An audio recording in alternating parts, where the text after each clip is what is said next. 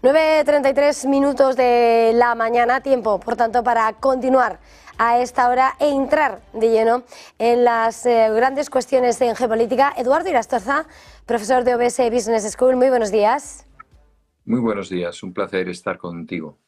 Lo mismo digo, una jornada de resaca de ese Consejo Extraordinario de apoyo casi unánime. La excepción es Hungría. Acabamos de escuchar lo que dice Orbán de cómo financiar Ucrania podría arruinar a Europa, y el mensaje de que es el momento, dudando de ese apoyo estadounidense. ¿Cuáles son las conclusiones de esa cumbre y qué puede representar el mensaje de Orbán? Pues en el lado positivo respecto al apoyo de Europa a Ucrania, yo creo que es importante señalar la unanimidad de la voluntad de ayudar a Ucrania a salir de esta con bien, ¿no? El hecho de perder a su principal financiador y propiciador de armamento, que es Estados Unidos, pues lo deja en una posición muy delicada. Esa voluntad se tiene que concretar en pasos muy precisos, en una cadena logística que llegue desde Europa hasta Ucrania, ¿no? En la cual todos los países estén implicados, ¿no? Desde Francia, aunque Inglaterra, Reino Unido, ya ha demostrado su interés en escuchar a Zelensky con esa cumbre que hubo el fin de semana pasado, desde Francia, desde luego, pasando por Alemania, pasando por Polonia, llegando hasta Ucrania, etcétera, ¿no? Dado que, bueno, pues más al sur se puede encontrar con una actitud más reticente respecto a su ayuda. Antes hablabas de Orbán y de la Hungría de Orbán, ¿no? En el lado negativo, pues que Estados Unidos yo creo que va a hacer todo lo posible para que esa unión de voluntades no se llegue a concretar.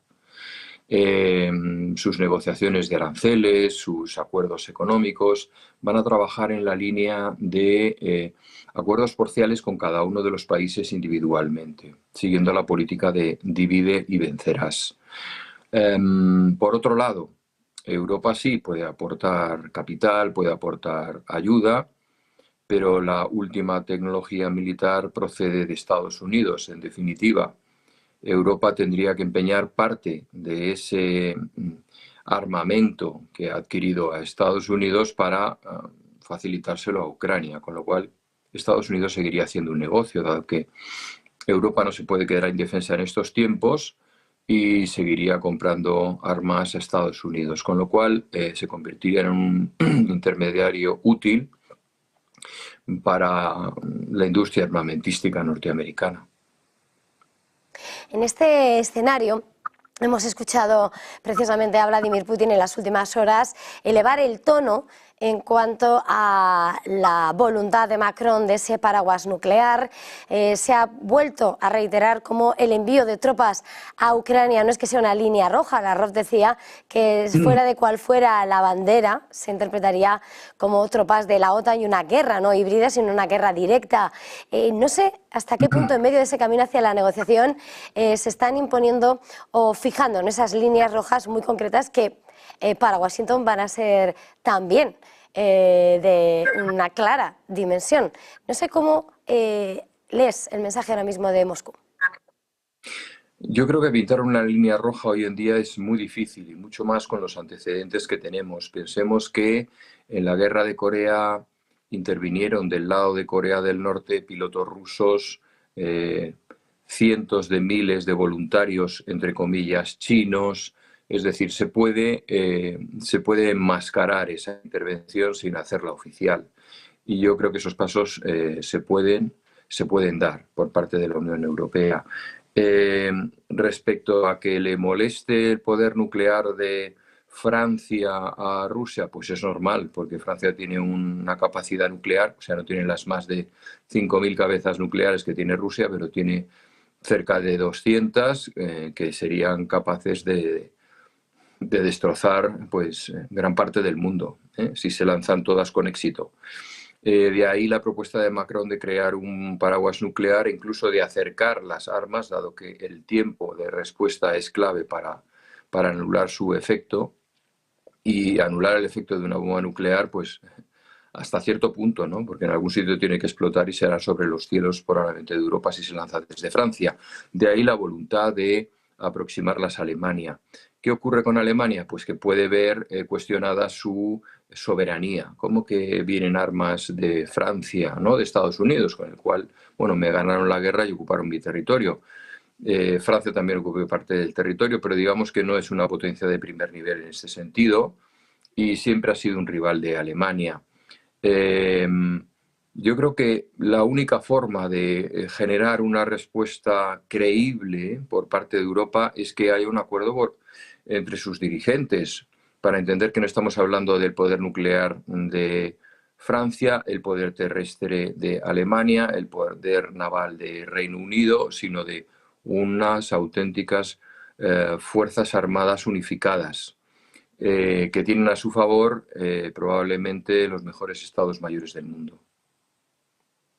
En este escenario, esta mañana hemos escuchado a China hablar precisamente de ese escenario de la geopolítica donde quiere ser imparcial, donde pone claro sus mensajes frente a la presión de China, señalando cómo no se puede querer dialogar y al mismo tiempo reprimir. Claro. ¿Cuál es el papel ahora mismo de China en este momento en el que se está dibujando ese nuevo orden mundial, con ese acercamiento de Washington a Moscú y en medio de una Europa que se queda fuera, ¿no?, de ese triángulo? Pues puede hacer interpretaciones positivas para sus intereses y también negativas. Voy a señalar primero las negativas. Negativas es que haya un acercamiento entre Rusia y Estados Unidos. Ya Zbigniew Brzezinski, hace muchísimas décadas, en su libro El Gran Juego, pues describía que Estados Unidos solo podría acabar con la amenaza china si tenía un acuerdo con Rusia. Rusia era el aliado imprescindible para acabar con China, que es el gran enemigo de Estados Unidos a todos los niveles, como hemos señalado tantas veces, ¿no? Esa es una mala noticia. Es decir, el hecho de que se estén entendiendo las visitas Putin-Trump, pues no son vistas con buenos ojos por parte de China. Indudablemente le están dejando fuera. Habría que escenificar un encuentro a tres bandas entre los tres hegemones mundiales para tranquilizar a Deng Xiaoping. La positiva, bueno, pues la positiva es que sus enemigos, igual que Stalin pensaba, sus enemigos están desgastándose. Stalin en su momento decía, bueno, que los alemanes, el nazismo se pelee contra el capitalismo y ya me tocará a mí.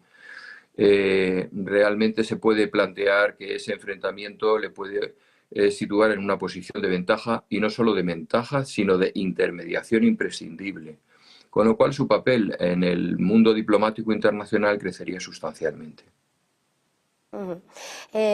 Con todo este escenario y a partir de ahora, después de haber escuchado a Macron de subrayar la alianza con Estados Unidos, que debe ser vital, también lo ha dicho Donald Tusk, en un momento en el que habla de paraguas nuclear, que por supuesto quedaría a decisión de París, y por supuesto que se abra esa ventana en una Alemania que siempre ha estado cerrada esa posibilidad.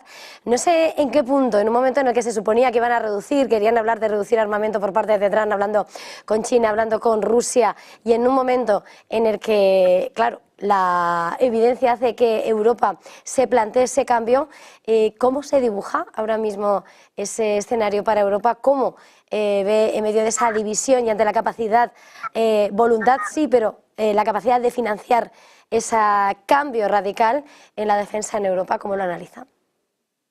Pues, hombre, tengamos en cuenta que Europa es un continente que tiene 17 billones de los nuestros de PIB y que el 5% equivaldría a unos 850.000 millones de euros que tendríamos que invertir en armas si escuchásemos las demandas de Trump de dedicar el 5% de nuestro Producto Interior Bruto a generar sistemas de defensa, armamento, etcétera. Bien, esto realmente es una labor para Europa titánica, y titánica porque no dispone de ese dinero a día de hoy. Tendría que detraerlo de otras partidas, ¿no? Partidas como ¿qué? Pues como la investigación y desarrollo en nuevas tecnologías no aplicables militarmente, ¿no? en inteligencia artificial, en desarrollo de la nueva era digital a la que estamos accediendo en estos momentos, temas más graves todavía, como puedan ser las pensiones, la seguridad social, en el que es el continente más viejo del mundo y España el país más viejo de Europa, ¿no? Lógicamente, esa también es una partida que no se puede reducir así alegremente, con lo cual surgirían nuevos impuestos en una Europa en donde cada vez son más los trabajadores a cuenta del Estado y menos los trabajadores a cuenta de la iniciativa privada, con lo cual al final tenemos a empresas, a autónomos, a emprendedores, como ese personaje del circo, el gran fortachón que sujeta a 6 o 7 personas, tarde o temprano se vendrá abajo. Ese es un problema muy serio. Después, respecto a lo que has señalado al principio, ¿no? Reducción de armamentos por parte de las grandes potencias, vamos a tener menos cabezas nucleares, si lo importante no es el número. Lo importante es que tú puedes tener 25 cabezas nucleares, pero si tienes un solo cohete hipersónico con una cabeza, equivale a todas ellas. Es decir, el daño que te hace es infinitamente superior. Incluso los armamentos nucleares se quedan obsoletos y requieren de nuevas tecnologías. Con lo cual, bueno, pues lo comido por lo servido. Incluso se pueden reducir los presupuestos de muchas grandes potencias. Pues muchísimas gracias. Ha sido un verdadero placer. Gracias muy especialmente este viernes, Eduardo Irastorza, OBS Business School. Feliz jornada y muy buen fin de semana. Muy buen fin de semana también a ti y a todo tu equipo. Nosotros